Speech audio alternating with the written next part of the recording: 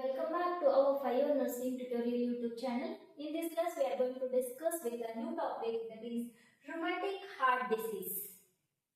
It's a very important topic. We'll see what happens in rheumatic heart disease. Here, that is rheumatic heart disease. That is rheum. Means rheum is nothing but an inflammation.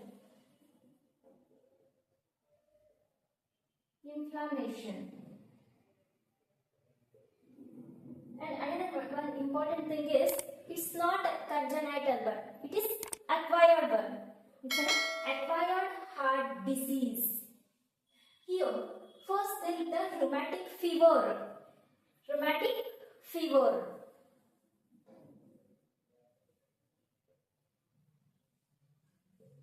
Rheumatic fever. Directly rheumatic heart disease will not.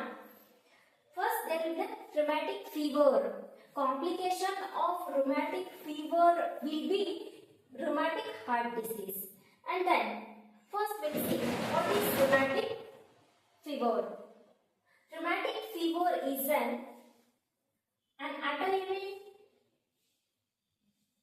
autoimmune disorder or disease that affects connective tissue of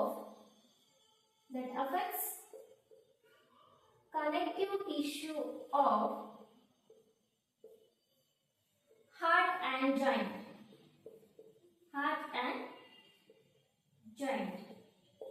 What happens here? There will be the inflammation. It's an autoimmune disease. Autoimmune in the sense, our immune system is going to attack healthy cells. That's what it is, an autoimmune disease or autoimmune disorder. What happens here? There is going to affect. That's going to affect for the connective tissues of heart and joint. This is very important. Heart and joint. Here what happens? Here, rheumatic fever complication itself, rheumatic heart disease. Complication of rheumatic fever is rheumatic heart disease. First there is the rheumatic fever, appearance of rheumatic fever. And then here we see the causative agent. Inflammation means, of course, there is a microorganism cause. That is, here there is a microorganism. Causative agent is group A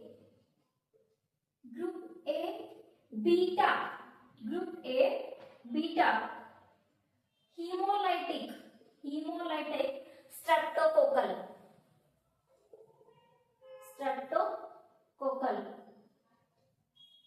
This is a causative agent for the rheumatic fever. This is a causative agent for the rheumatic fever. And then here, one more important thing I have told already. Complication of rheumatic fever.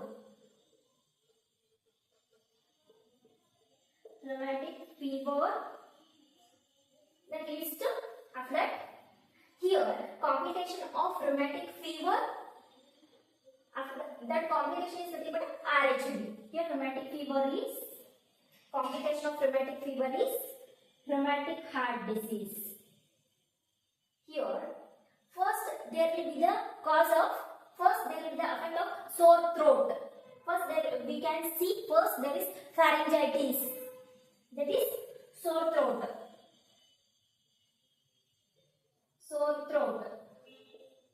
After sore throat, after resolving sore throat, up to after 2 to 4 weeks. After 2 to 4 weeks, the child suffers from your rheumatic heart disease. This is what about heart disease. Here main causes, that is a caustic agent is microorganism, that is group A, beta hemolytic streptococcal, and the complication of rheumatic fever is rheumatic heart disease.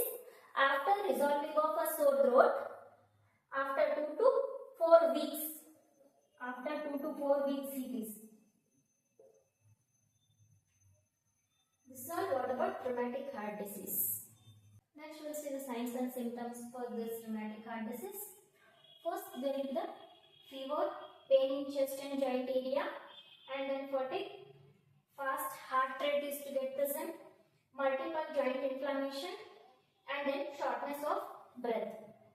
These are some signs and symptoms of rheumatic heart disease. And next here, diagnostic evaluation. First of all, there will be the history collection, the physical examination, that is collection of history review, and then echocardiogram, electrocardiogram, and then chest X-ray and blood test can be performed.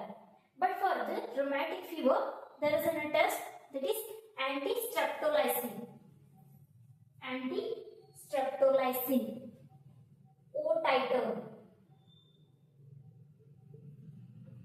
Anti-streptolysin. Streptolysin. O titer. This is also called as ALS. O titer. This is for the diagnostic.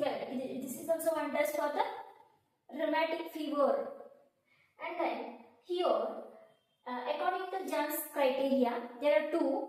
One is major criteria, another one is a minor criteria. I'll tell the mnemonics. Mnemonics for this.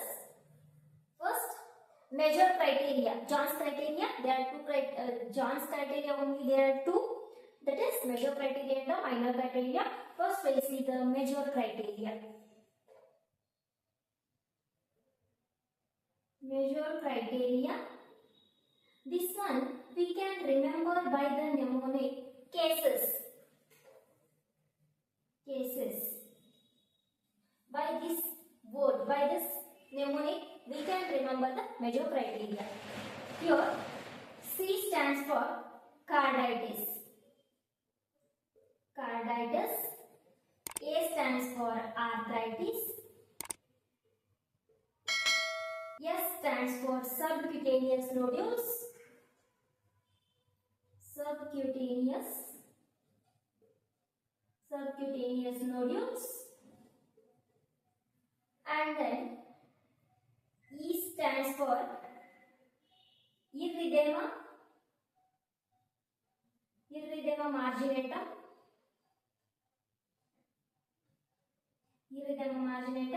And then this S stands for, that is Sandham's chorea. Here we will see the meaning. Carditis means inflammation of heart. Here arthritis means inflammation of bones, joints or bones. And then subcutaneous nodules. Subcutaneous nodules is nothing but there will be the presence of lumps or bumps under the skin. And then erythema marginatum means there is bright pink or red rashes will present at the margin of skin. That is erythema marginatum. And then here Sandham's chorea. Here voluntary muscles will be there. That is perform involuntary movement. Involuntary movement will be present of the voluntary muscles. Voluntary muscles is to be present. Involuntary movement will be present. That is Sandham's chorea. We can say. This is major criteria. Next, we will see the minor criteria. We have studied major criteria. Now, we will study minor criteria. It can be remembered by the word, by the mnemonic FRAP.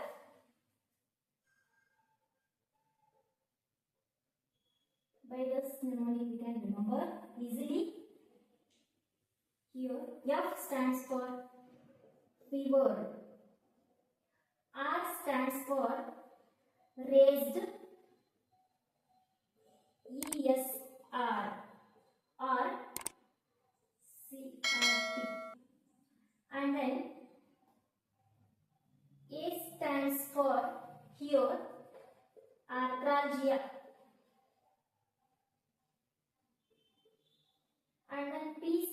stands for prolonged PR interval, and then another P stands for, that is P stands for previous rheumatic fever. You can say this is not a minor criteria, this is on a previous attack. This is previous attack, precipitate one. Now we will see F means fever. Here raised ESR, erythrocyte sedimentation rate, or C reactive protein. Here elevated ESR or C reactive protein, and then A stands for arthralgia, pain in joint, and then prolonged PR interval. PR interval, it's an ECG. Here we can see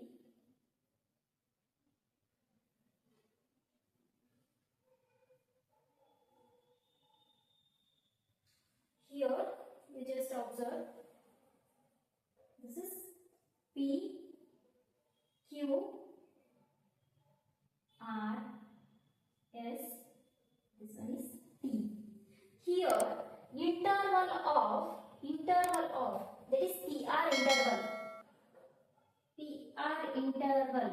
that is interval, duration that is 0.122 to 0.20 seconds. This is the PR interval. Here one segment, one wave is there, that is PR interval, and then one interval.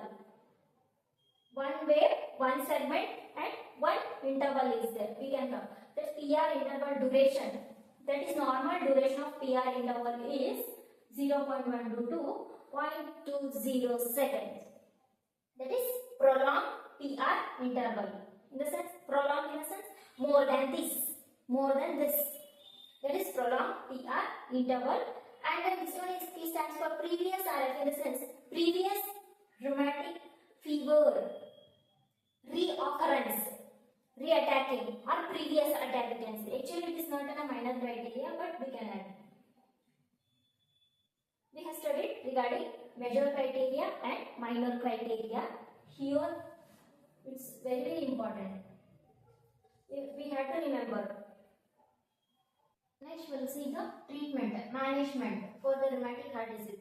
Here it's totally, the treatment is depend upon the severity of the condition. In mild cases, symptomatic treatment, that is can be given. Antibiotics like penicillin, benzathine, penicillin, erythromycin can be given. In severe cases, surgery may be necessary. Here surgery is mitral valve repair.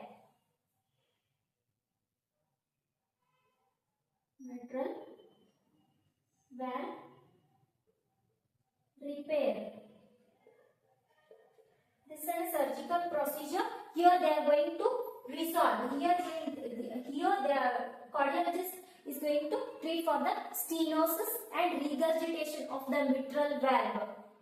Here in heart there are 4 chambers. Here there are 4 chambers, and then here tricuspid valve will be present, and then here bicuspid valve will be present.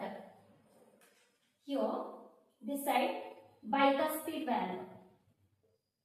Bicuspid valve. This is nothing but a bicuspid valve is nothing but a, we can say it as a mitral valve. Mitral valve. Here that bicuspid valve or the mitral valve is to be present constrict or stenosis.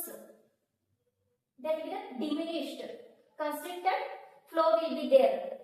Whenever the blood present here, that's used to pass in here, and then after that through the aorta it has to be passed. Suppose And then here when the narrowness of bicuspid valve or mitral valve present, that time they are going to perform a surgery, that is mitral valve repair. They are going to repair this valve. This valve is nothing but a mitral valve.